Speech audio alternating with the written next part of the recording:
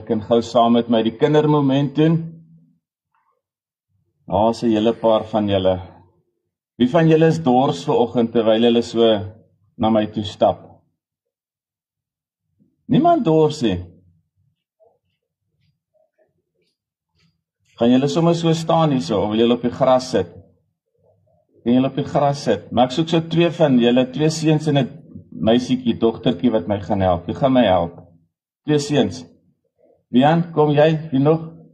OK, Milan. En die dogtertjie? Mia, nee, daar is hy. Ek gaan vir julle elkeen 'n koeldrankie gee. Mia, nee, daar is jou. Jy kry net enetjie. Die Bybel sê vir ons moet oorloop, ons moet praat van die Here, ons kan nie stil bly nie. Paulus sê as ons stil bly, dan gaan die klippe getuig. So ons moet nou begin stil raak en vol raak van die Here. Laasweek is ons geseën met die belydenis van geloof, aflegging aan die finalejaars. Hulle almal het hulle belydenis van geloof afgelê, hulle bely dat hulle Jesus Christus glo, en elkeen van ons het ook hierdie gees binne in ons, en ons kan nie ophou nie. En ons moet getuig, dit moet binne in ons wees, en dit moet so uitborrel uit ons uit.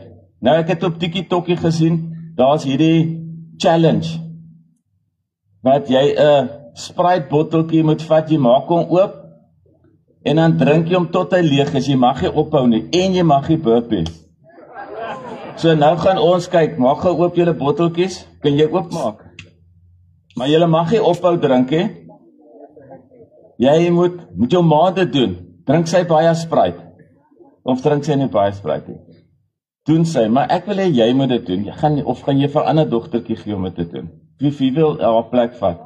Wil jy dit vir jou mamma? Ons moet eers nou drink hierso. Ek gaan vir mamma 'n ander ene kry. Is alright. Mamma kan naby Frans Corradi se snoepie, né? Dan gaan jy vir mamma ene daar kry. Gaan jy nie nou daai ene doen nie? OK. Wie van julle wil? Kom Janetjie.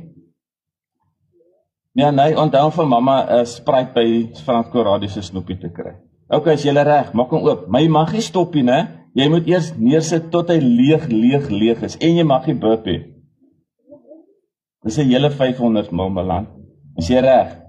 Kom ek doen dit saam met julle. 1, 2, 3. Daar gaan julle.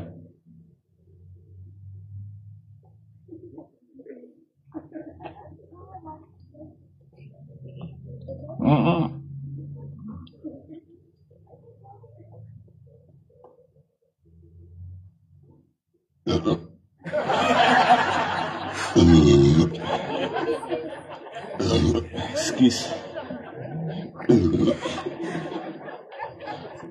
Burp jy ook, Milan?